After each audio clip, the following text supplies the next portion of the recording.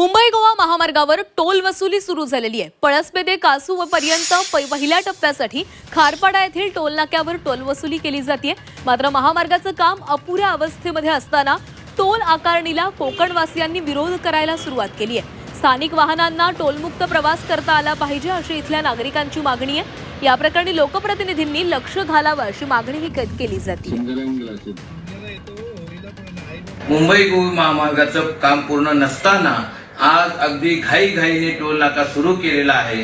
याचा अर्थ असा आहे की कोकणवासियांना हे जे काय मुंबई गोवा किंवा सध्याचं सरकार आहे ते गृहीत धरत आहे। खरं तर पश्चिम महाराष्ट्रात टोल मुक्ती होऊ शकते, खारघरचा टोल बंद होऊ शकतो। मग ज्या महामार्गाने 16 वर्ष आमच्या जीवाशी खेळलेला आहे आणि शिवाय ह्या सगळ्या प्रक्रियेमध्ये आम्ही जेवढा सफर केलेला आहे ते लक्षात घेता आम्हाला टोल माफी मिळाली पाहिजे।